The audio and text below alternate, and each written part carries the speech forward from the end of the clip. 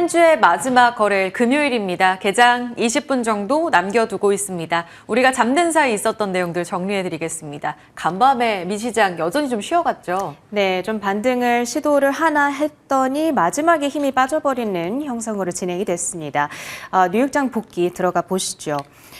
3대 지수는 보합권에서 혼조세로 거래를 마쳤습니다. 어제 FOMC의 충격으로부터 여전히 벗어나지 못하는 듯한 모양새였죠. 사실 장 초반까지만 하더라도 지수 분위기가 좋았습니다. 상승으로 출발을 했는데 어제 워낙 많이 빠졌으니까 여기에 따른 되돌림이 일부분 유입이 된 겁니다. 자, 그런데 지수가 장중에 상승분을 이렇게 반납하는 흐름이 나타났던 이유, 여러 가지 경제 지표들이 워낙 긍정적으로 발표가 됐는데요. 3분기 GDP 확정치는 3.1%로 예상치를 웃돌았고 또 잠정치 대비 상향 조정이 됐고요. 신규 실업 건수는 22만 건으로 예상치를 밑돌았습니다.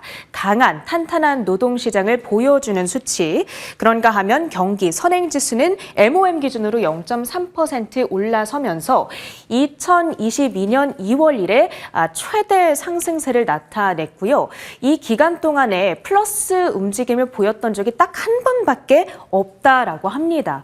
그러니까 전체적으로 모든 경제 지표들이 미국 경기에 대한 자신감을 불어 넣어준 것이고요. 그러다 보니까 이 미국의 10년물 국채 금리 다시 한번 7bp가량 올라서면서 4.66%대를 가리켰고 달러화가 강세를 보이고 이 부분이 증시에는 부담을 가한 겁니다. 거기다가 더해서 전일 일본은행과 영국의 영란은행이 둘 다 금리를 동결키로 결정을 했죠. 그런 가운데 일본에서는 금리 인상에 대한 기대감이 사그라들고 있고 영국에서는 금리 인하를 주장하는 목소리들이 나오고 있다 보니까 엔화와 파운드화가 동시에 약세를 보였고요. 이 점이 달러화 강세를 부추긴 점도 부담이었습니다. 자, 그런데도 막판까지 잘 버텨주던 미국 증시가 결국에는 이렇게 하락으로 고꾸라졌던 데에는 미국 정부 셧다운 우려감이 자리를 하고 있습니다. 미국 연방 예산안의 만료가 딱 하루 앞으로 다가왔습니다. 이제 내일이면 종료가 되는 것이고 내일까지 예산안 승인이 이루어지지 않으면 미국 정부가 셧다운에 들어가게 되는 건데요. 트럼프가 이틀 전에 공화당과 민주당이 가까스로 합의에 성공한 임시 예산안에 직접 반대의 목소리를 던지고 있으면서 지금 승인이 좀 어려워지고 있는 상황. 만약에 셧다운이 단기간에 그치면 증시로의 영향은 제한적이겠지만 지금 장기화될 수 있다라는 분석 역시도 많이 나오고 있는 상황이기 때문에 이 부분 주목을 해보셔야겠습니다. 주요 특징주들인데요. 엔비디아 6거래일 만에 드디어 하락의 늪에서 벗어났습니다. 보유하고 있는 현금이 워낙 많다 보니까 금리가 높은 환경 속에서도 상대적으로 방어적인 성격을 띈다. 이 점이 부각되고 있고요. 마이크론은 월가 목표가 줄 하향 소식 속에서 16.2%의 급락, 그리고 팔란티어는 미국 육군과 신규 계약을 체결했다는 소식 속에서 4% 가까운 급등으로 진행이 됐습니다. 어제 나왔던 마이크론의 실적 결과, 가이던스에 대한 실망감, 그리고 그에 따른 월가 IB들의 주요 목표 주가 변동 내역을 쭉 뽑아왔습니다.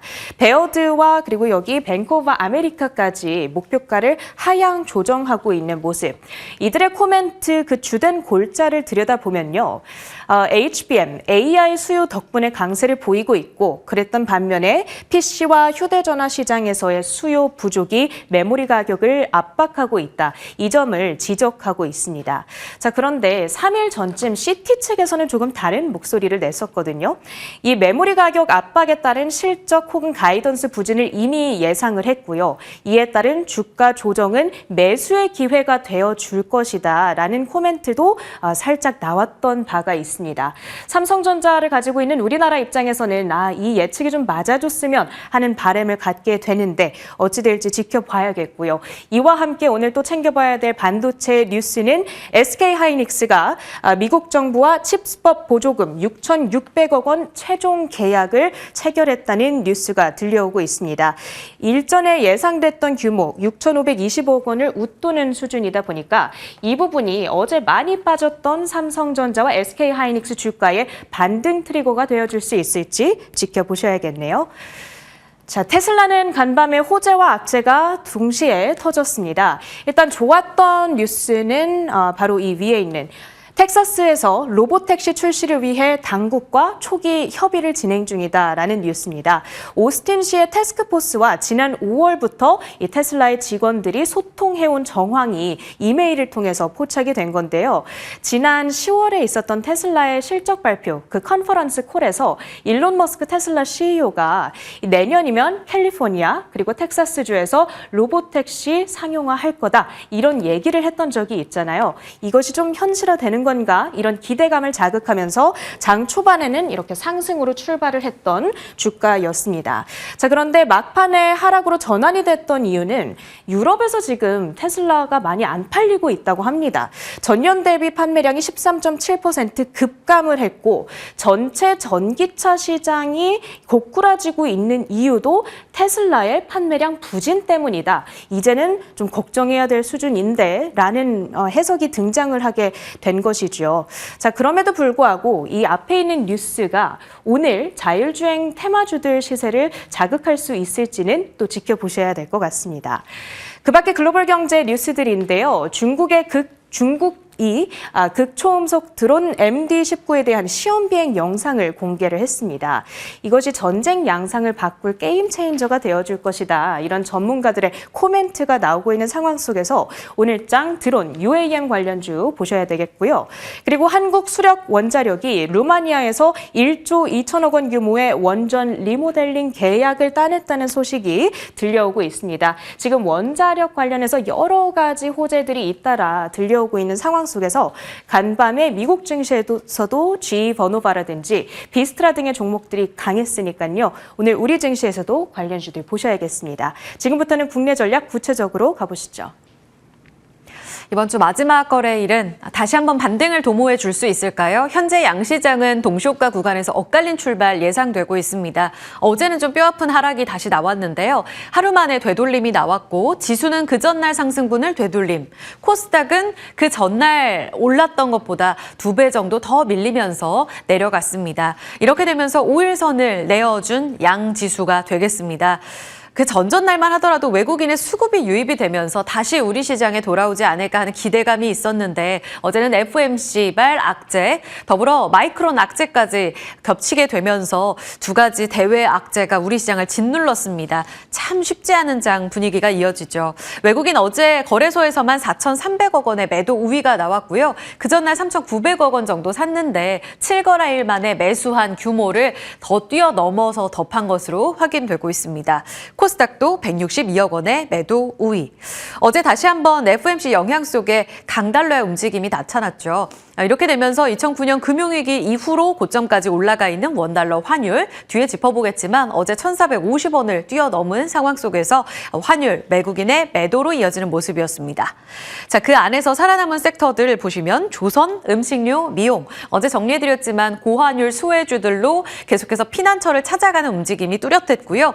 게다가 조선은 수주일감 3년치를 다 확보했다는 내용 속에 내년 실적이 매우 좋을 거란 기대감이 있죠. 특히나 미국 쪽으로 이제 LNG 진출하는 태광이 리포트 효과를 받으며 두 자릿수의 급등을 보이기도 했습니다.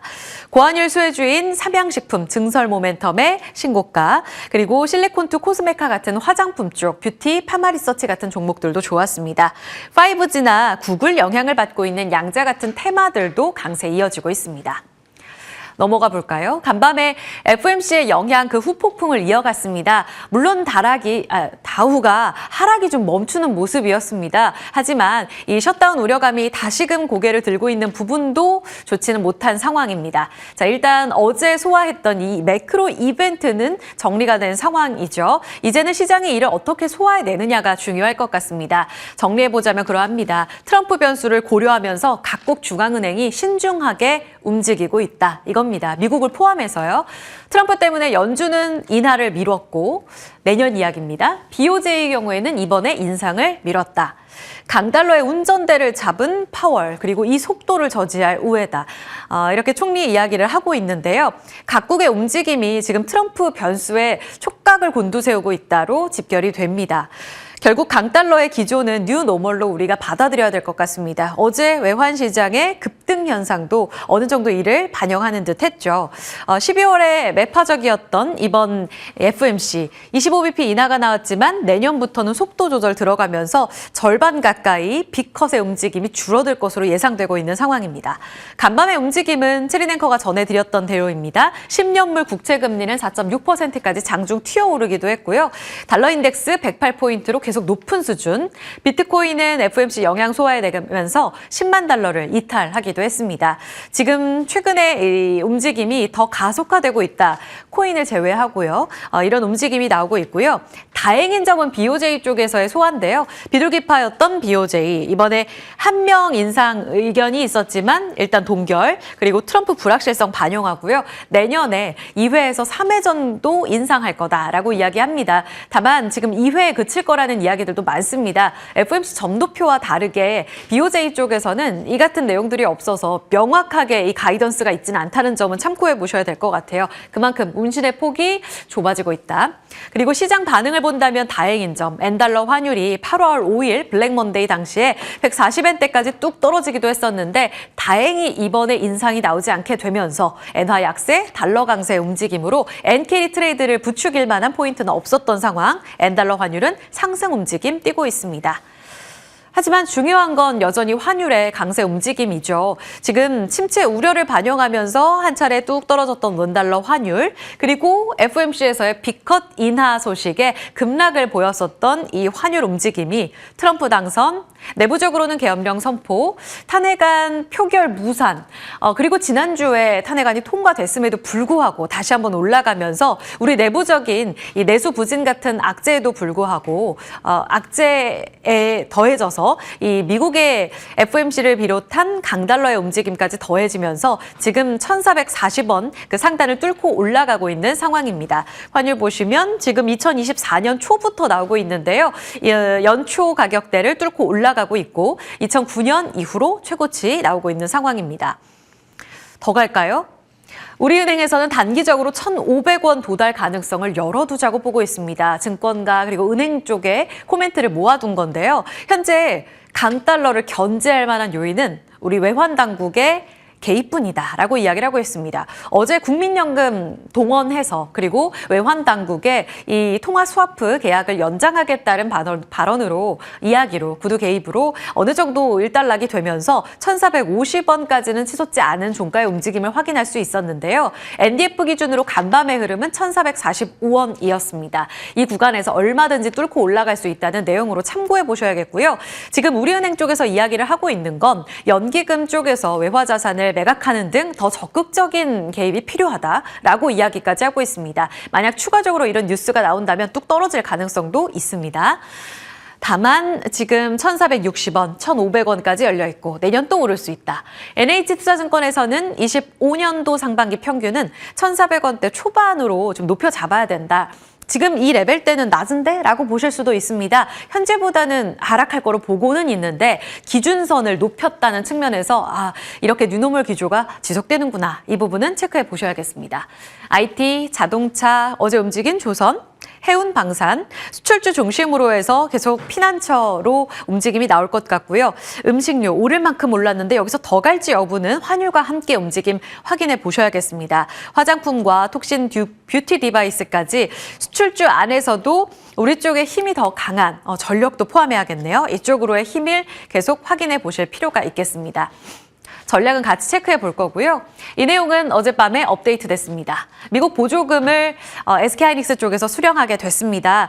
기존의 인텔 그리고 TSMC, 마이크론 쪽으로는 적극적으로 바이든 행정부가 사인하는 모습을 보였는데 우리 SK하이닉스랑 삼성전자 쪽으로는 언제 나올까 좀 고대를 했었죠. 다행히도 연말 직전에 이렇게 사인을 했습니다. 6,600억 원 보조금 지급, 계약 최종 체결. 이 내용은 공장 건설에 지금 하이닉스가 2028년까지 38억 달러의 투자를 단행하겠다고 밝힌 것에 따른 보조금이고요. 여기에 플러스로 최대 5억 달러의 정부 대출 지원도 승인이 난 상황입니다. 일단 숨통은 트였는데 규모 자체가 다른 반도체 대비로 현저하게 적습니다. 삼성전자도 아직 못 받았고요. 삼성전자는 64억 달러의 보조금 협상을 지원하고 있는데 이 내용도 25년 되기 전에 나올 것 같긴 합니다만 쉽지 않아 보입니다. 게다가 지금 동시효과 구간에서 하이닉스가 이 내용에 따라 18만 닉스 회복할까 이렇게 기대가 있었지만 하락 출발 예상되고 있거든요. 어제 4.6% 빠졌고요. 기관 팝니다. 외국인은 4거래일째 사고는 있는데 쉽지 않은 상황. 게다가 삼성전자 11거래일 만에 어제 또다시 매도가 나왔더라고요. 이런 부분들도 K반도체를 둘러싼 형국이 좋지 않다는 것을 암시합니다. 마이크론 실적 딛고 다시 한번 이 보조금 협상 내용을 어떻게 소화낼지 확인해 보셔야겠습니다. 그런 가운데 지금 현대차 조직 개편 내용이 전해지고 있어서요. 반도체 전략실 해체한다고 합니다. 차량용 반도체 내재화와 관련된 컨트롤 타워 역할을 했는데 2년 만에 해체고요. 자율주행 칩 개발과 관련돼서 이제 다른 전략을 취하겠구나. 이렇게 인식하시면 될 것 같고요. 시장은 SDV, 그러니까 소프트웨어 중심 차량으로 아마 전략 집중할 것 같다고 보고 있습니다. 지금 아래쪽에 관련주 정리해드렸거든요. 지금 대세 테마죠. 여기서 추가 업사이드 어느 정도일지 같이 체크해 나가겠습니다. 당잠사 브리핑이었습니다.